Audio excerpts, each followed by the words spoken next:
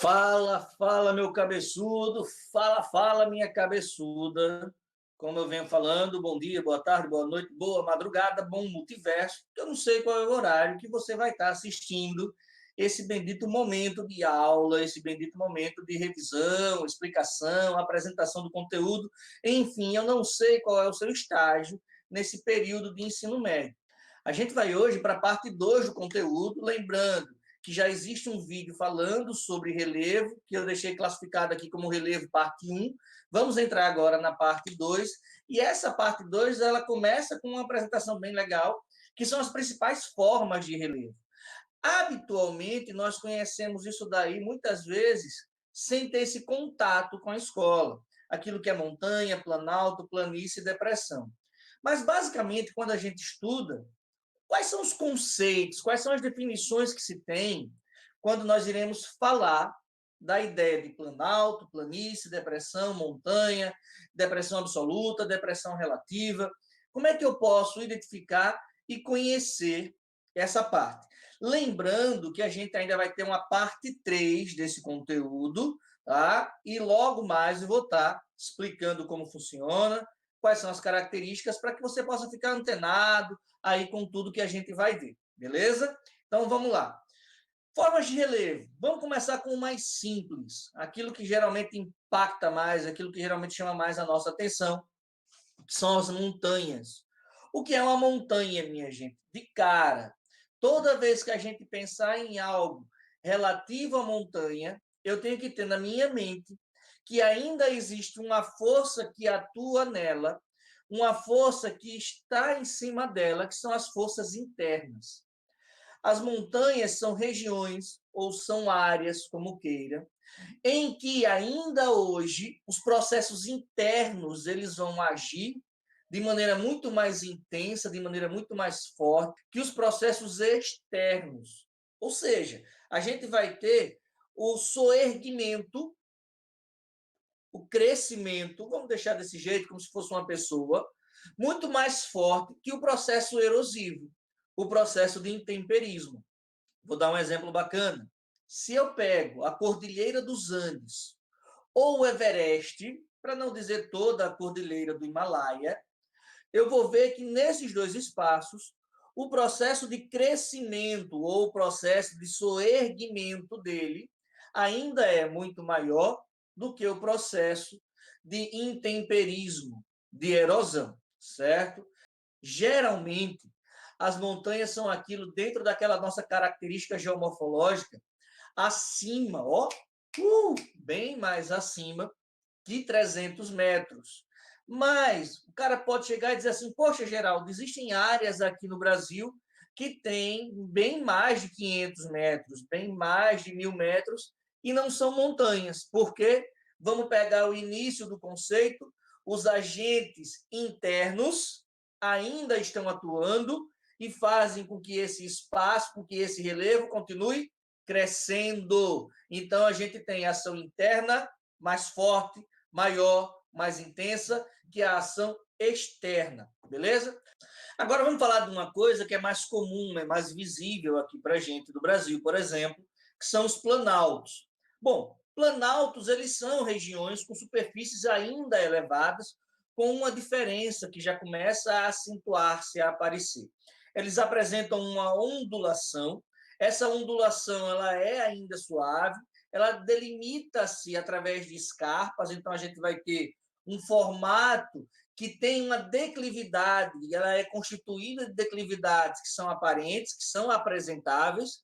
Essas declividades são ocasionadas por esse processo de destruição que já supera o processo de construção, ou seja, eu já tenho um processo erosivo externo que já supera o processo de crescimento, de construção, certo? Bom, planícies.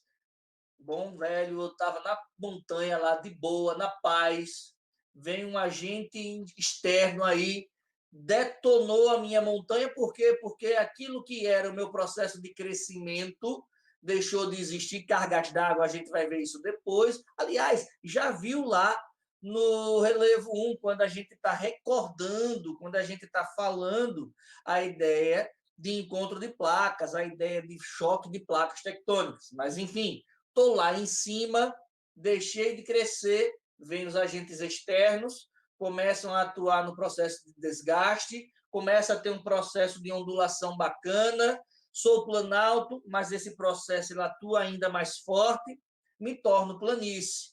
Então, eu vou ter lá as planícies bonitinhas, enfileiradinhas, geralmente uma superfície bem mais aplanada, em que esse processo de deposição ele supera o processo de desgaste, certo? Então, eu vou ter uma área que vai receber uma grande quantidade de deposição, que vai estar ali recebendo o tempo todo esse desgaste que aconteceu e vai sendo aplanada, vai se organizando, bonita, perfeitinha, lindinha, chuchu beleza, como a comida gostosa da casa da tua mãe, da tua avó, da tua tia, sei lá onde é que tu come, meu irmão.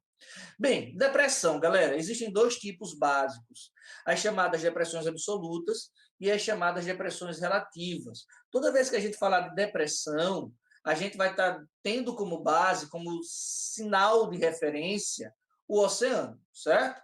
Então, a partir do oceano, que é a altimetria zero, que é o ponto zero, a gente vai classificar se uma depressão ela vai ser absoluta ou se ela vai ser relativa. Quando é que ela vai ser absoluta? Quando essa depressão, quando esse espaço que foi escavado, ele está abaixo do nível do mar. Quando é que ela é relativa? A depressão está acima do nível do mar, mas em relação ao restante do relevo do seu entorno, ela está abaixo. Ficou claro? Depressão absoluta tem que estar abaixo do nível do mar, depressão relativa acima do nível do mar, mas, contudo, porém, todavia, em relação ao relevo onde ela se encontra, ela está um pouco ou muito abaixo. Essa é facinho, não tem como você estar esquecendo de jeito nenhum. Bom, é legal a gente estar atento a algumas coisas, tá? Dependendo do alinhamento de pensamento, da forma como é conversado, da forma como é falado na região em que você habita, a gente pode afirmar que uma área de planalto ou de montanha vai receber o nome, olha, fulano mora numa região de morros. Aqui no Brasil, por exemplo, nós temos os relevos de mares e morros, tá? E um alinhamento, um conjunto de vários planaltos ou um conjunto de várias montanhas podem ser chamados também de serras. Serra da Canastra, certo? É um bom exemplo daí para que a gente possa estar atento. Então, dependendo de onde eu estou, geograficamente falando, nós iremos encontrar áreas de serras ou poderemos encontrar também áreas de morros. Por exemplo, aqui nessa região de Palmeira dos Índios, Arapiraca, Bom Conselho, a gente conhece uma serra chamada Serra das Pinhas, tá? Um local que é divisa, que é caminho de roça, como diz o Matuto, entre o cara que sai de Palmeira dos Índios e vai até Bom Conselho. É um caminho comum para essa galera que vai estar viajando, vai estar fazendo essa rota aí sem problema nenhum, tá? Vamos agora pesquisar, falar, trabalhar sobre o relevo submarino. A gente começa logo falando sobre a ideia de plataforma continental, né? O que é essa bendita? O que é? Ficou estranho, né? Mas vamos lá, deixa assim mesmo o vídeo. O que é essa bendita história de plataforma continental? Vamos separar a bendita da palavra, tá? Plataforma, ou seja, uma base que está próximo a quem? Ao continente. É um prolongamento, é uma extensão do continente. Então, essa plataforma ela vai ter uma profundidade que vai variar entre 10 e 500 metros. Qual é a principal característica? É uma área de deposição de sedimentos. Toda e qualquer plataforma continental, guardem no cabeção de vocês, é uma área de deposição de sedimentos. Sedimentos de onde, Geraldo? Sedimentos lá da montanha, que a gente acabou de falar, sedimentos lá do planalto, lá da planície, que ao longo da história geológica vão se acentuando, vão se acomodando dentro desse espaço. Nessa parte do relevo submarino é que a gente vai pegar muitos dos recursos pesqueiros para a vida humana. Então, você vai ter uma grande área, entre 10, 500 metros, mas a média aí fica na casa dos 200. Você vai ter nessa região a extração de recursos pesqueiros. É onde nós iremos observar isso e é onde nós iremos observar também extração mineral. Então, você tem, nessa plataforma continental, olha só, uma área de deposição de sedimentos, sua altimetria. Altimetria não, porque está no fundo do mar. Deixa de ser burro, animal. A profundidade varia entre 10 e 500 metros, mas aí vai ter uma média de 200, certo?